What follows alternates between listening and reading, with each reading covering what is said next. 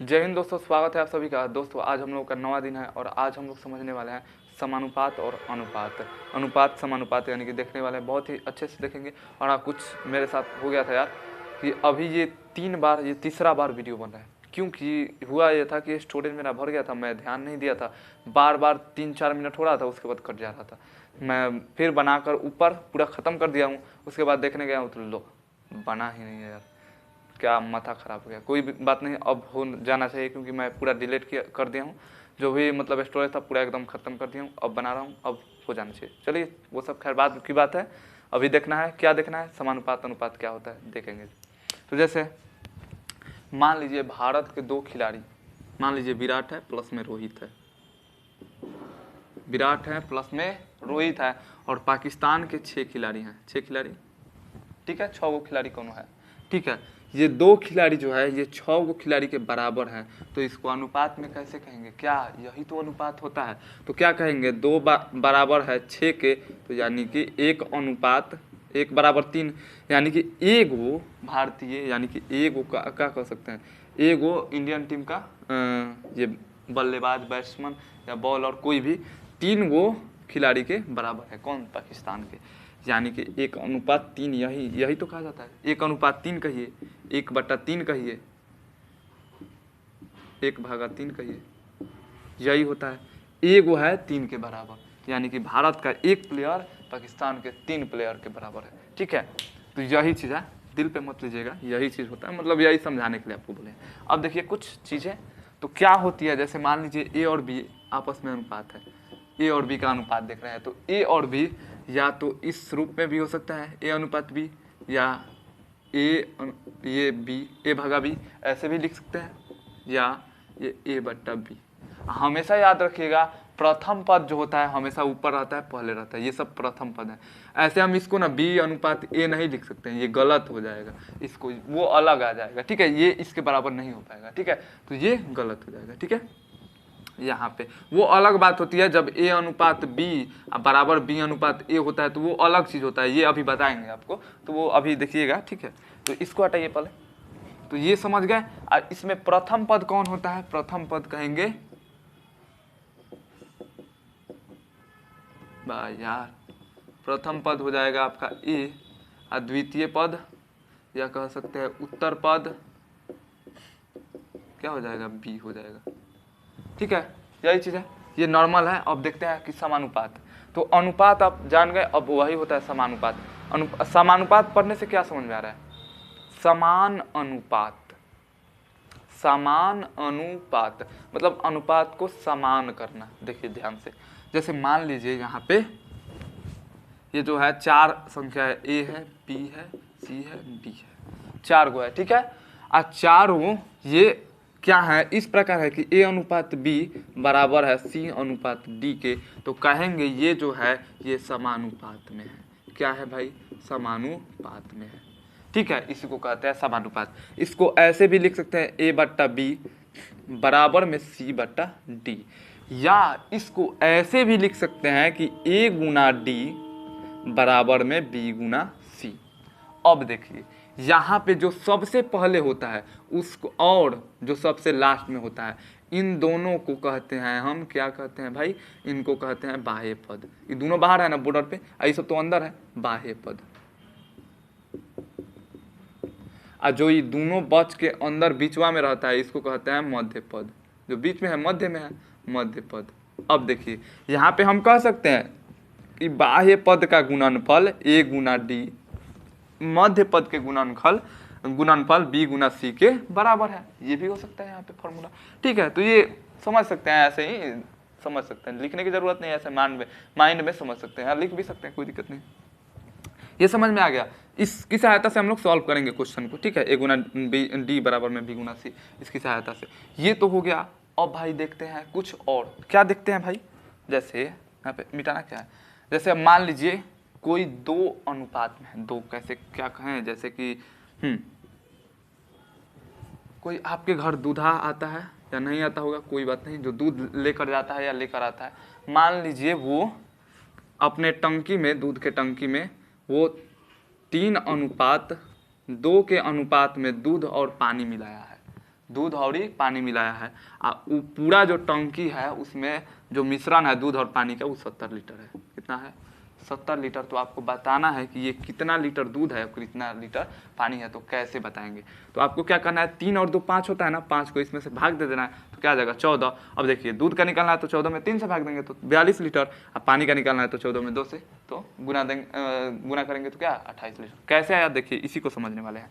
जैसे यहाँ पे हटाइए इसको, यहाँ पे देख रहे हैं, जैसे मान लीजिए पूरा कितना है 70 लीटर का मिश्रण है, ठीक है 70 लीटर का मिश्रण है। इसमें 3:2 के अनुपात में है। ये क्या है? दूध क्या मिल्क कह सकते हैं, वाटर। ये मिल्क है और ये वाटर है, इसका मिश्रण है। तो इसका निकालना होगा तो क्या कहेंगे, प्रथम पद बराबर क्या होता है, यहाँ पे उसी सूत्र को लिख रहे हैं, देखिए रिलेट करिएगा। प्रथम पद बराबर होता है आपका ऊपर प्रथम पद का अनुपात। तो प्रथम पद का अनुपात क्या है 3, अब बट्टा में दोनों का दोनों अनुपात का योग 3 + 2 गुना में जो रहेगा 70 लीटर है ना, 70, यही हो गया। अब सॉल्व करिएगा तो क्या आएगा, यहाँ पे सॉल्व करिएगा तो 3 2 5, 5 में ये 70 से भाग दीजिएगा तो 14, 14 42 आ जाएगा। क्या जाएगा 42 लीटर। अब प्रथम पद में कौन है भाई, प्रथम पद में मिल्क है, दूध है, तो 42 लीटर मिल्क यानी कि दूध। यहीं पे अगर मान लीजिए आपको क्या करना है, ये पानी का निकालना है तो क्या करेंगे, द्वितीय पद क्या होगा, ऊपर पानी का अनुपात लिखेंगे ना, कितना है 2, बट्टा में 3 + 2 5 गुना में 70, क्या आ जाएगा 14 दूना 28। या आप डायरेक्ट देखिए बदल करना है, यही ना बदल रहा है दोनों, तो आप डायरेक्ट ये याद नहीं रख सकते हैं। ये क्या करना है कि दोनों अनुपात को जितना रहेगा उससे भाग दे देना है। अगर दूध के लिए कहेगा, पहला अनुपात के लिए कहेगा, ये पहला वाला लाने के लिए तो उसमें गुना करेंगे, दूसरा वाला कहेगा तो उसमें गुना कर देंगे, हो जाएगा। जैसे कितना आया था, अब देखिए यहाँ से 14 में 70 में 14 थी, 5 से भाग दीजिएगा 14 आएगा। अब इसका निकालना है, मिल्क का निकालना है तो 14 थी 42 लीटर, और ये अगर पानी का निकालना है तो 14 दूना 28 लीटर हो गया। अब देखिए ये तो हो गया। अब मान लीजिए इसी में अगर क्या मिला दिया, चीनी भी मिला दिया, क्या किया, चीनी भी मिला दिया, अनुपात जो हो गया वो कितना का हो गया, 3:2 का अनुपात है। 70 लीटर है अभी, ठीक है 70 लीटर ही है, और इसमें चीनी भी है। ये है दूध यानी कि मिल्क, ये है वाटर और ये है शुगर है, ठीक है चीनी है, 3 गो है, दिख रहा है ना, यहाँ पे नहीं दिख रहा होगा, नीचे दिख रहे, कोई बात नहीं। ये है मिल्क, ये है क्या, मान लीजिए यही शुगर है, कोई बात नहीं, और ये क्या है वाटर है, ठीक है तीनों है। अब देखिए आपको क्या करना है, अगर मान लीजिए दूध का निकालना है तो क्या करेंगे, दूध को रखेंगे ऊपर। अब बाटा में जैसे यहाँ पे 2 गो था तो 2 गो जोड़ते थे, वैसे ही इसको 3 गो है तो तीनों जोड़ देंगे, तो 3 + 2 +2, यहाँ पे 3 है, 3 दूध का निकालना है तो ऊपर रखेंगे 3, गुना में क्या करेंगे 70, क्या आएगा ये दूध, देखिए मिल्क बराबर क्या आ जाएगा, सॉल्व करिए, 3 बट्टा में ये 3 2 5 5 2 7 गुना में 70, 10 आ गया, 10 3 30। अब डायरेक्ट आप शुगर का निकालना है तो 10 में क्या करेंगे 2 से गुना कर देंगे, वाटर का निकालना है तो 10 में 2 से गुना कर देंगे, वही आएगा 20 आएगा, 20 देखिए यहाँ पे जैसे 2 बट्टा में क्या करिएगा 3 + 2, यही ना बदलेगा खाली, गुना में 70, 2 बट्टा में 7 गुना में 70, 10 आया 20 आ गया, 20 लीटर, ये 30 लीटर, और देखिए ये क्या है उसके बाद वाटर, 2 बट्टा में ये 7 आएगा गुना में 70, कटेंगे 10, फिर ये भी 20 लीटर हो गया, वही चीज़ तो है, वही चीज़ है, ठीक है। तो ये आप दोनों बहुत ही अच्छे से आप समझ लीजिए, ठीक है, ये आपको समझना बहुत ज़रूरी है। देखिए अब ये हो गया। अब मान लीजिए यहाँ पे इसको देख लीजिएगा, ठीक है। अब मान लीजिए 3 गो संख्या है, 3 गो संख्या, ए है, बी है, सी है, ये तीनों इस प्रकार हैं कि ए अनुपात बी बराबर बी अनुपात सी है। इसकी बात मैंने शुरू में किया था, यही इस प्रकार से है। तो इस अनुपात को हम कहते हैं सतत अनुपात। क्या कहते हैं, सतत अनुपात, इसको कहते हैं सतत अनुपात। यहाँ पे b बराबर होता है फॉर्मूला √a गुना में c। कैसे आया देखिए, यहाँ पे a बट्टा b लिख सकते हैं बराबर में b बट्टा c। इसको तिरछा तिरछी गुना करिएगा तो क्या आ जाएगा, b² बराबर ये b² बराबर में a गुना में c। तो ए बी बराबर क्या आ जाएगा, बी बराबर √a गुना में सी। हो गया, यही तो है। अब मान लीजिए ये अगर ऐसे ना देखे, अगर मान लीजिए आपसे क्वेश्चन पूछे क्या पूछे कि तीन कहाँ पे लिखे, इसको मिटा दे क्या, या इधर यहाँ पे देखिए, आपसे क्वेश्चन पूछे कि 2 3 5 का मध्य अनुपात बताएं। मध्य, इसमें समझ लीजिए मध्य अनुपात कौन होता है, ये जो बीच में होता है ना ये 2 बार, इसी को मध्य अनुपात कहते हैं, इसको बाह्य अनुपात। वहाँ पे भी वही था, लेकिन यही सेम है, तो दोनों यही हो जाएगा मध्य अनुपात। ठीक है, मध्य अनुपात केवल बी होगा, और बाह्य अनुपात क्या होगा, ए और सी होगा। तो क्या कहना है कि 3 और 5 का यहाँ पे, मतलब कि क्वेश्चन का कहना है कि 3 और 5 का मध्य अनुपात आप बताइए। ठीक है, मध्य अनुपात आपको बताना है, तो कैसे बताइएगा, देखिए यहाँ पे मध्य अनुपात बी का मान पूछ रहा है ना, तो बी बराबर क्या हो जाएगा, √3 गुना में 5, ये आपका बी का मान आएगा, √15 आएगा। समझ में आया, बी का मान ऐसे यहाँ से आप निकाल सकते हैं, या आप ऐसे भी कर सकते हैं। क्या करेंगे, 3 बट्टा में वही चीज़ वह है, 3 बट्टा में क्या करेंगे, बी का मान निकालना है, बराबर में बी का मान निकालना है, बट्टा में क्या करेंगे, सी का मान कितना है 5। अब देखिए पंक्ति आई 15 बराबर b², तो बी का मान नहीं आ जाएगा यहाँ पे √15, वही चीज़ वह तो है, वही चीज़ वह है। ठीक है, तो ये आप समझ गए, अब कुछ नहीं बचा, अब सब खत्म हो गया। अब देखते हैं क्वेश्चन की तरफ चलते हैं। ये सब कॉन्सेप्ट था जो आप समझ गए, अब आपको कोई दिक्कत नहीं होगा, और जो बचा होगा ना वो मतलब क्वेश्चन के माध्यम से हम लोग कॉन्सेप्ट समझ लेंगे। तो इसको समझ लीजिए, उतार लीजिए, स्क्रीनशॉट ले लीजिए, जो करना है कर लीजिए। इसको मिटाने जा रहा हूँ। अब देखिए इसको मैं मिटाने जा रहा हूँ। ठीक है, मिटा रहा हूँ। एक चीज़ और समझ लीजिए, मान लीजिए यहीं पे अगर 2 अनुपात दे दे कि 2 और 3 का तृतीय अनुपात बताए, इसका क्या करना है आपको, तृतीय अनुपात बताना है। तो कैसे करेंगे, देखिए क्या करेंगे, ये बीच वाला है ना, तो इसी को 2:3 बराबर में 3 अनुपात, ये तृतीय अनुपात मान लीजिए सी है, ऐसे ही ना लिखेंगे। ये समझ लिए, बस खत्म, का सूत्र याद करने की जरूरत नहीं, ये वाला बस याद रखिएगा। अब देखिए 2/3 बराबर में 3/c, तीसरा तीसरी गुना करिए, 2c बराबर में क्या आ गया, 3 3 का 9, तो c बराबर क्या आ जाएगा 9/2, ऐसे समझ सकते हैं। ठीक है, बट्टा में खैर नहीं आएगा, लेकिन मैंने आपसे आपको बताने के लिए बोला था। ठीक है, अब इसको मिटा रहे हैं। अब आगे देखिएगा, आप कहाँ गया यार, देखिए ये 3 क्वेश्चन बहुत ही आसान है, थोड़ा देख लेते हैं इसको भी। देखिए यहाँ पे कह रहा है लघुत्तम रूप में 216/180 लिख सकते हैं, इसको लघुत्तम रूप में लाना है। तो आपको इसको क्या करना है, काट के रख देना है। तो ये देखिए काटिएगा तो क्या आ जाएगा, ये 108, पहले 2 से ही काटिए, ये क्या आ जाएगा 90। अब देखिए फिर इसको 2 से काटिए 45, ऐसे डायरेक्ट भी काट सकते हैं। 2 से काटिएगा ना तो थोड़ा छोटा छोटा रहेगा, इसलिए आपको समझ में आएगा।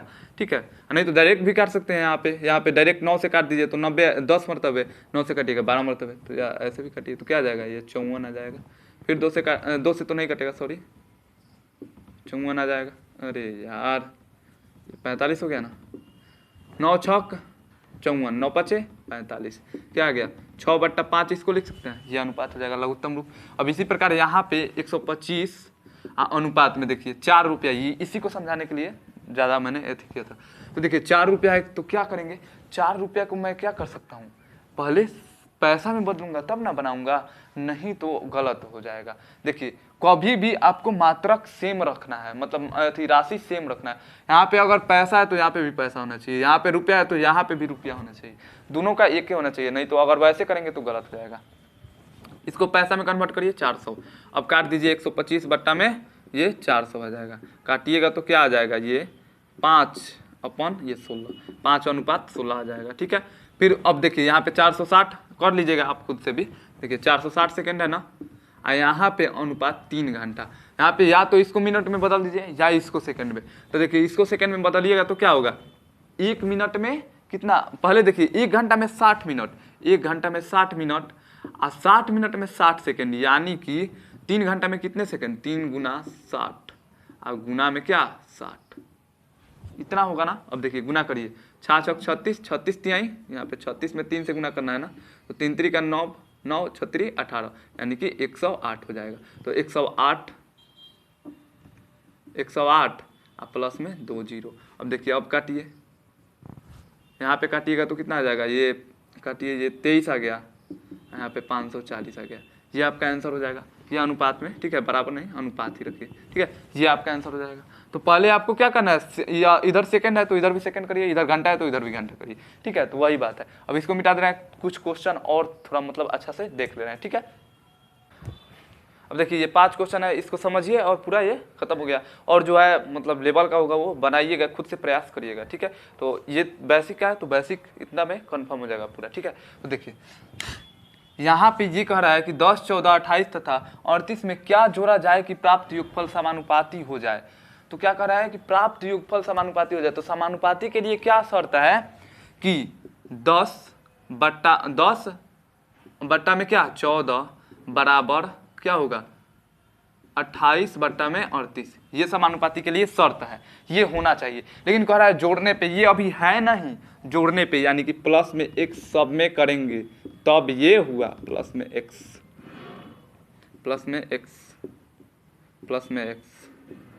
ठीक है। अब सॉल्व करिए, यहाँ पे इसको ठीक से लिख दे, क्या लिख सकते हैं 10 + x बट्टा में यहाँ पे नीचे 14 + x।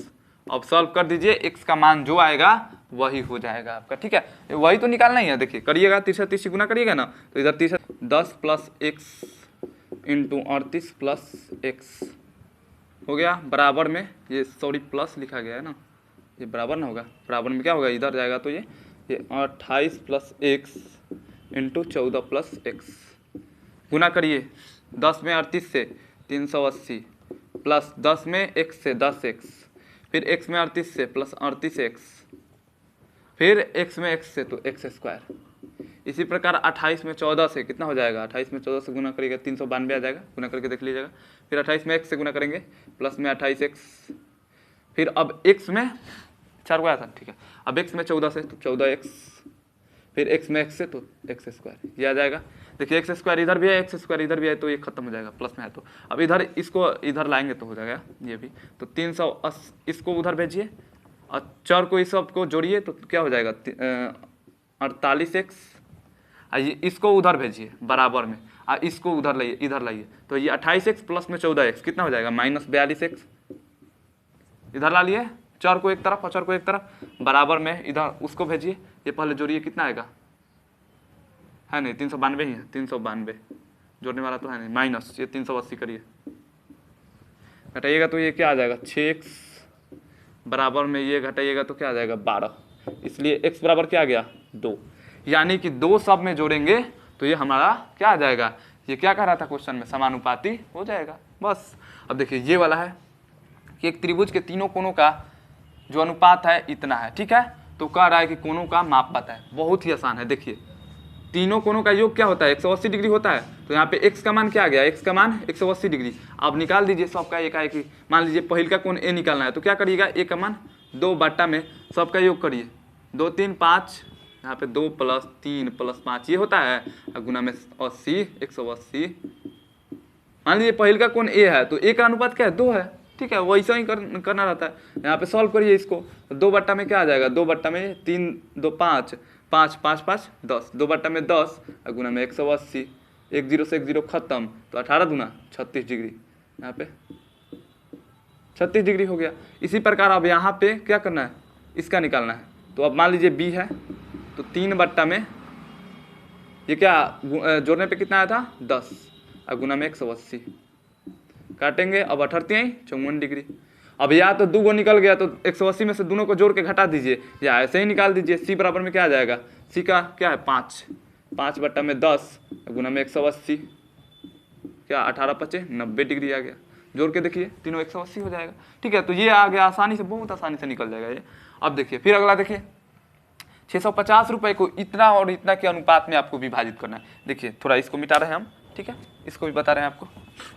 पहले तो आपको इसको नॉर्मल क्या उसको अनुपात में लाना पड़ेगा, मतलब भिन्न से हटाना पड़ेगा। तो भिन्न से हटाने के लिए, भिन्न को हटाने के लिए आपको क्या करना है, इसमें इसका एलसीएम 1/2 अनुपात 1/3 है ना, अनुपात 1/4 है, तो इसका एलसीएम पहले निकालिएगा तो कितना आएगा 4 3 और 4 का लघुत्तम 12 आएगा।